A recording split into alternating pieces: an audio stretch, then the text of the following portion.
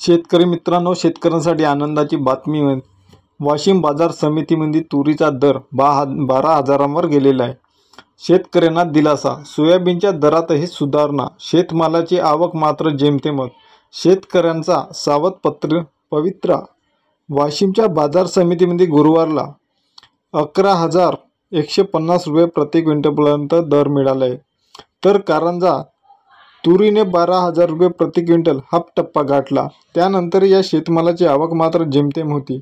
कारंजा बाजार समितीमध्ये केवळ 1,050 क्विंटल तूर लिलावात टाकण्यात आली होती. शेतकऱ्याने फारशी तूर शिल्लक नसतानाच बाजारभावाची स्थिती पाहूनच खरीददार शेतकरीवर भर देत असल्याने आवक मात्र जेमतेमच आहे. पुढील बातमी. शेतकरी मित्रांनो, शेतकऱ्यांच्या समस्या अन महिलांच्या डोक्यावरील घागर ही कधी उतरणार? तर ही बातमी प्रसारित झाली आहे वाशिम जिल्ह्यातील. पुढील समोरची शेतकऱ्यांना सर्वात मोठी बातमी आहे. उत्पादन कमी तरी भाव मिळेना. गहू विक्रीपेक्षा साठवून ठेवलेलाच बरा. रब्बी हंगाम दर घसरणीमुळे शहादा बाजारात गहू आवकीला लागला ब्रेक. लागवडी क्षेत्रही झाले कमी. पुढील मोठी बातमी. शेतकरी मित्रांनो, सोयाबीन 4,600वर तर कापूस 7,900 रुपयांवर. शेतकरी चिंताग्रस्त. पिकांवर केलेला खर्चही निघेना आणि तूर पोचली 10,500वर.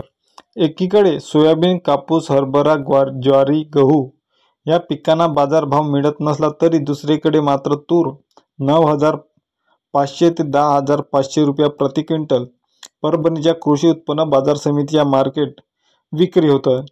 तूर पिकाप्रमाणे कापूस, सोयाबीन, हरभरा या पिकांनाही भाव मिळावा अशी मागणी शेतकऱ्यांची आहे. परंतु त्याकडे दुर्लक्ष होत असल्याने शेतकरी हा आर्थिक कोंडीमध्ये सापडलेला आहे. पुढील बातमी. शेतकरी मित्रांनो, पाणी पुरवठा विहिरीने गाठला तळ. बोरवेलही कोरडेत. कोवळा ऊस करपला. टोमॅटोची शेती सुद्धा उद्ध्वस्त. शेतकरी झाला हवालदिल.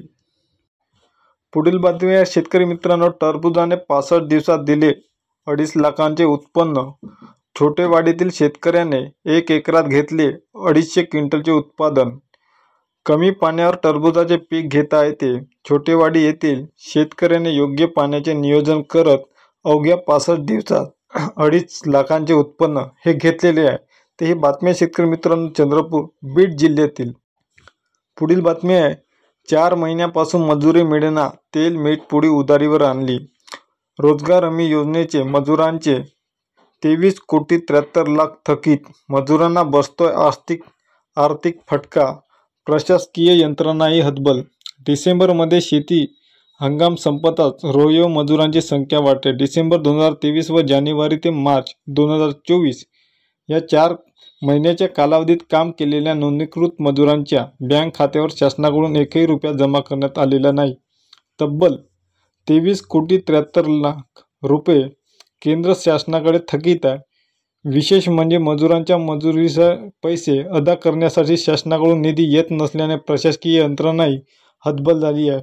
निवडणूक कामात यंत्रणा व्यस्त. सध्या लोकसभा निवडणुकीची धामधूम सुरू असून राज्य सरकारसह संपूर्ण प्रशासकीय यंत्रणा या कामात व्यस्त आहे. रोयो मजुरांच्या मजुरीच्या रकमेसाठी ओरड होत असताना कुठलीही कार्यवाही होताना दिसून येत नाही. परिणामी मजुरांच्या वाली कोणीच नसल्याचे म्हटले जाते. तर ह्या झाल्या शेतकरी मित्रांनो आजच्या ठळक बातम्या. अशाच बातम्या नवीन अपडेट बघण्यासाठी बघत राहा आपलं यूट्यूब चॅनल. नवीन असाल तर लाईक करा, शेअर करा, सबस्क्राईब करा.